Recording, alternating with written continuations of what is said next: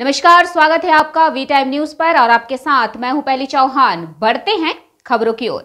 इस्लामपुर में पुलिस की दादागिरी से शराब के नशे में सरेआम तृणमूल जिला अध्यक्ष की पिटाई कर दी। शुक्रवार रात करीब 11:40 पर मुर्शिदाबाद बहरामपुर संगठनात्मक जिले के तृणमूल युवा कांग्रेस अध्यक्ष आसिफ अहमद इस्लामपुर बस स्टैंड इलाके में एक फल की दुकान पर खरीदारी कर रहे थे। ऐसे में युवा नेता दुकान के सामने गाड़ी खड़ा क्यों किए हो कर पीटने लगे। नशे में धुत पुलिसकर्मी इलाके में इधर उधर घूम रहे हैं। इससे पहले इस्लामपुर थाने की पुलिस के खिलाफ आम लोगों से लेकर मीडिया और जनप्रतिनिधियों तक कई शिकायतें आ चुकी हैं। हालांकि इस बार तृणमूल युवा कांग्रेस के जिला अध्यक्ष पर नशे की हालत में बेइज्जती करने और थप्पड़ मारने के आरोप को लेकर इलाके में काफी हंगामा हुआ। तृणमूल युवा कांग्रेस के अध्यक्ष आसिफ अहमद ने घटना की सूचना मार्फल जिला पुलिस अधीक्षक को दी। पूरी घटना सामने आने के बाद इलाके के तृणमूल कार्यकर्ता इस्लामपुर बस स्टैंड पर एकत्रित हो गए। আমি যথারীতি বাড়ি থেকে ফিরছিলাম, এই ইসলামপুর নেতাজি স্ট্যাচু এইখানে একটা ফলের দোকানে ফল নেওয়ার জন্য একদম সাইড করে দেখুন রাস্তা অনেকটা ছেড়ে আমার গাড়িটা দাঁড়িয়েছিল।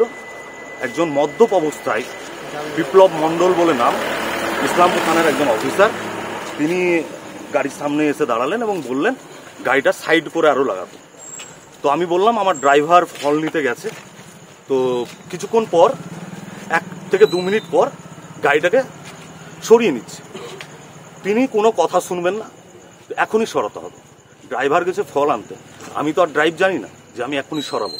আর রাস্তা থেকে অনেকটা দূরেই রয়েছে গাড়ি, আমার যেখানে রাখা সেখানেই রয়েছে।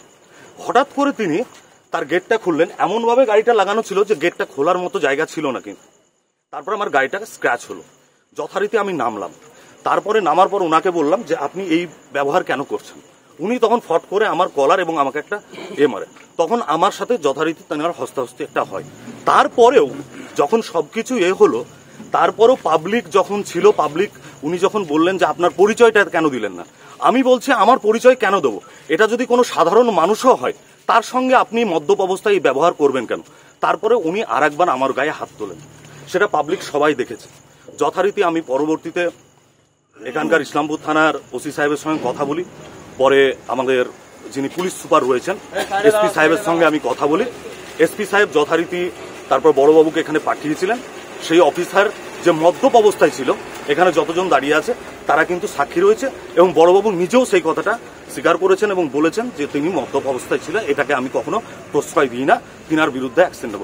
আমি এটাই চাই, যেভাবে আমার এসপি সাহেবের উপর আস্থা রয়েছে, এখানকার বড়বাবুর প্রতি আস্থা রয়েছে, যিনি ইসলামপুর থানার ওসি, তিনার উপর আস্থা রয়েছে। এই রকম মদ্যপ অফিসারদেরকে কখনোই রাত্রিবেলায় ডিউটিতে দেবেন না। কেননা আজ যদি একটা পরিবার নিয়ে, আমার জায়গায় ফ্যামিলি নিয়ে, মা বোনদের নিয়ে যদি বেরোতো, সেই জায়গায় যদি এই অপ্রীতিকর ঘটনা ঘটতো, তাহলে কি অবস্থা দাঁড়াতো। যেখানে আমাদের পুলিশ মন্ত্রী মাননীয় মমতা বন্দ্যোপাধ্যায় সব সময় তিনার নেতৃত্বে যেভাবে বাংলা সুরক্ষিত, সেই জায়গায় এই বিপ্লব মণ্ডলদের মতো লোকরা এই জায়গাটাকে কুলসিত করছে। তাই ইনার বিরুদ্ধে আমি প্রশাসনকে বলবো যথারীতি ব্যবস্থা নেওয়ার জন্য। আপনি এই তো প্রশাসন যে যথারীতি উনার বিরুদ্ধে যেন ব্যবস্থা নেওয়া হয়। যেখানে বাংলার মুখ্যমন্ত্রী মমতা বন্দ্যোপাধ্যায়, পুলিশ মন্ত্রী আমাদের নেতা অভিষেক বন্দ্যোপাধ্যায় যেখানে রয়েছেন, সেই জায়গায় দাঁড়িয়ে কি করে সাহস হয় এইরকম একজন মদ্যপ পুলিশ অফিসারের, বিপ্লব মণ্ডলের মতো অফিসাররা যারা এইরকম ভাবে সাধারণ মানুষের উপর অন্যায় করে। আপনার উপর চড়াও হয় এবং হাতে চড় মারার ভিডিও আছে, তার জন্য আপনি কি বলবেন? দেখুন, এটা তো লজ্জা। উনাকে কি বলবো?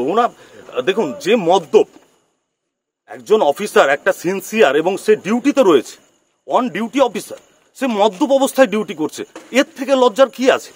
উনার বিরুদ্ধে আমি এসপি সাহেবকেও বলেছি, ইসলামপুর থানার ওসি সাহেবকেও বলেছি অ্যাকশন নেওয়ার জন্য। কেননা এইরকম মদ্যপ যদি রাস্তায় ঘুরে বেড়ায় রাত্রিবেলায়, এ তো সাধারণ মানুষের কাছে একটা ভীতির। वी टाइम न्यूज के लिए मुर्शिदाबाद से मिलन सरकार की रिपोर्ट।